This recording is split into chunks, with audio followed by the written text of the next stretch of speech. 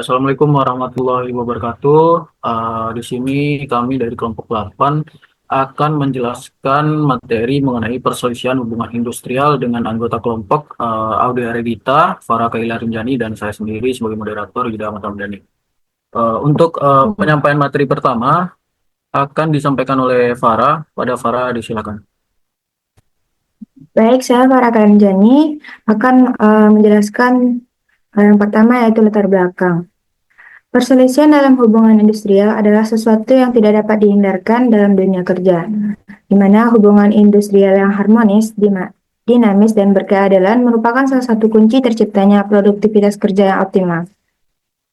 Namun, dalam praktiknya perbedaan kepentingan antara pengusaha dan pekerja sering kali memicu terjadinya perselisihan. Untuk itu, pemahaman terhadap konsep dasar, jenis perselisihan, peran lembaga, dan penyelesaian serta mekanisme yang tersedia menjadi sangat penting dalam menjaga ketertiban hubungan industrial.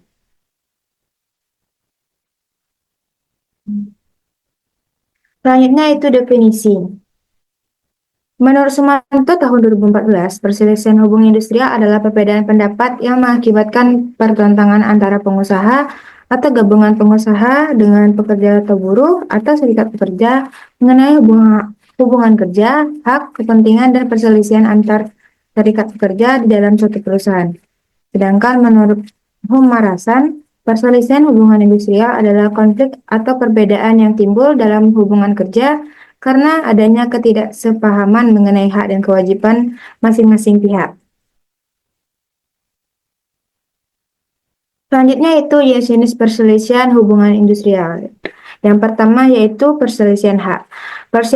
Perselisihan hak adalah perselisihan yang timbul karena tidak dipenuhinya hak menurut peraturan perundang-undangan, perjanjian kerja, dan peraturan perusahaan serta perjanjian kerja bersama. Yang kedua yaitu perselisihan kepentingan. Perselisihan kepentingan adalah perselisihan yang timbul dalam hubungan kerja mengenai hal-hal baru yang belum diatur dalam perjanjian kerja atau peraturan. Yang ketiga yaitu perselisihan pemutusan hubungan kerja atau PHK, yaitu adalah perselisihan yang terjadi akibat adanya ketidaksepakatan dalam pengakhiran hubungan kerja antara pengusaha dan pekerja. Yang keempat yaitu perselisihan antar serikat pekerja, adalah perselisihan antara dua atau lebih serikat pekerja dalam satu perusahaan. Biasanya terkait keanggotaan atau hak mewakili pekerja dan perundingan. Sekian yang hanya dapat saya sampaikan. Saya kembalikan kepada moderator. Baik, terima kasih atas penyampaian materi dari Farah. Kemudian untuk materi selanjutnya akan disampaikan oleh Audia Regita Cahyani. Pada Audia disilakan. Baik, terima kasih kepada moderator. Jadi sini saya akan menjelaskan yaitu peran lembaga kerjasama bipartit dan tripartit. Jadi menurut Kosmas Batubara 2008, lembaga bipartit adalah forum komunikasi dan konsultasi antara pengusaha dan serikat pekerja atau pekerja di perusahaan untuk membangun hubungan industrial yang harmonis.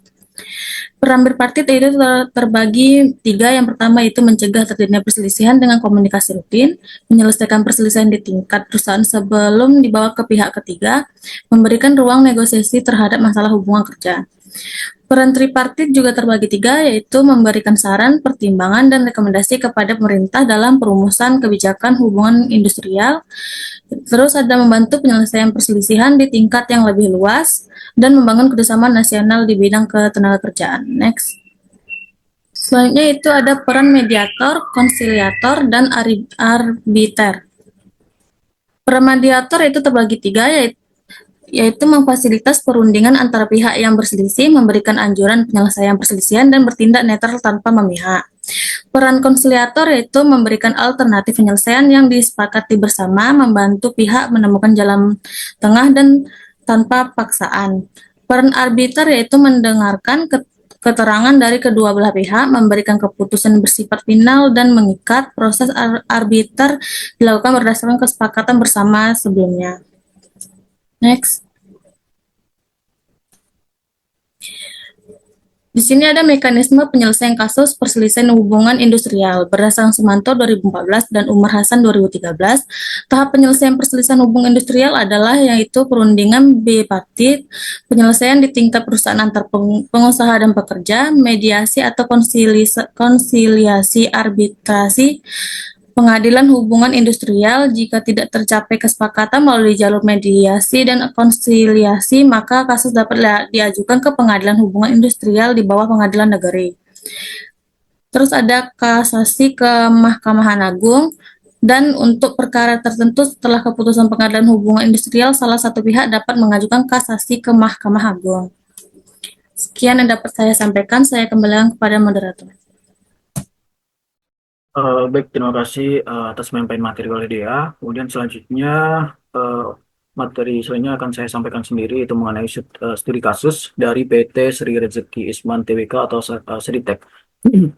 Di mana PT Sritex ini adalah salah satu perusahaan tekstil terbesar di Indonesia yang dinyatakan pilot oleh Pengadilan Niaga Semarang pada Oktober 2024 karena ketidakmampuan membayar utang. Akibat pilot tersebut, sejak Januari 2025, Sritex melakukan pemutusan hubungan kerja atau PHK. PHK massal terhadap lebih daripada 10.000 karyawan di berbagai anak perusahaan dan unit produksinya. Di mana banyak pekerja yang terkena PHK ini mengeluhkan yang pertama, belum menerima pesangon sebagaimana diatur dalam Undang-Undang Ketenagakerjaan. Yang kedua, kurangnya komunikasi dari pihak perusahaan mengenai status mereka. Kemudian yang terakhir, tidak adanya perundingan bipartit sebelum pengumuman PHK. Penyelesaian hak pekerja atas pasangan diatur dalam pasal 156 Undang-Undang Nomor 13 Tahun 2003 yang telah diubah melalui Undang-Undang Nomor 11 Tahun 2020 dan diperinci dalam PP atau Peraturan Pemerintah Nomor 35 Tahun 2021. Perusahaan berkewajiban membayar uang pesangon, uang penghargaan, masa kerja, serta uang penggantian hak kepada pekerja. Besarnya kompensasi disesuaikan dengan masa kerja. Misalnya untuk masa kerja 3 tahun. Pekerja berhak atas 2 kali upah sebagai pesangon dan 2 kali upah sebagai penghargaan masa kerja. Ditambah hak lain seperti cuti tahunan yang belum diambil atau THR yang belum dibayarkan. Dalam kasus perusahaan pilot, seperti yang dialami Sritex ini, hak-hak pekerja tergolong sebagai utang preference menurut Undang-Undang Nomor 37 Tahun 2004 tentang kepailitan dan PKPU, sehingga tetap harus diprioritaskan untuk dibayarkan. Mekanisme penyelesaian perselisihan hubungan industrial menurut Undang-Undang Nomor 2 Tahun 2004 dilakukan secara bertahap, mulai dari penundingan bipartit antara pekerja dan manajemen selama maksimal 30 hari, jika gagal dilanjutkan ke mediasi oleh Dinas Ketenagakerjaan. Bila anjuran mediator tidak diterima, sengketa dapat dibawa ke Pengadilan Hubungan Industrial atau PHI, dan jika masih tidak puas, kasasi ke Mahkamah Agung dapat diajukan dalam 14 hari. Dalam kasus PHK massal atau pilot seperti Sritex ini, pemerintah melalui kementerian dan dinas ketenagakerjaan berperan aktif dalam mediasi, pengawasan, dan penyelesaian tripartit. Sementara kurator wajib memprioritaskan hak-hak pekerja sesuai Undang-Undang Nomor 37 Tahun 2004 tentang kepailitan. Kesimpulannya, perselisihan hubungan industrial merupakan perbedaan pendapat antara pekerja dan pengusaha yang berkaitan dengan hak kepentingan pemutusan hubungan kerja atau PHK maupun antar serikat pekerja. Kasus PT Sri Rezeki Isman Tbk atau Sritex menjadi contoh nyata terjadinya perselisihan hak dan PHK dalam dunia industri Indonesia. Dalam kasus ini, kegagalan perundingan bipartit, lemahnya komunikasi dari pihak perusahaan, serta kurang optimalnya peran lembaga mediasi dan konsiliasi memperburuk hubungan industrial dan memaksa pekerja menempuh jalur hukum hingga ke Pengadilan Hubungan Industrial. Ketentuan terbaru dalam Undang-Undang Nomor 11 Tahun 2020 tentang Cipta Kerja dan Peraturan Pemerintah Nomor 35 Tahun 2021 menegaskan kewajiban perusahaan dalam memberikan kompensasi sesuai aturan dan mempercepat proses penyelesaian perselisihan. Oleh karena itu, mekanisme penyelesaian yang tepat serta keterlibatan aktif dari perusahaan, pekerja, dan pemerintah sangat penting untuk menjaga stabilitas dan keadilan dalam hubungan industrial. Mungkin sekian penyampaian materi dari kelompok 8 untuk kelompok kami. Mohon maaf jika ada kesalahan dalam pengucapan. Kami akhiri, wabillahi taufiq wal hidayah. Wassalamualaikum warahmatullahi wabarakatuh.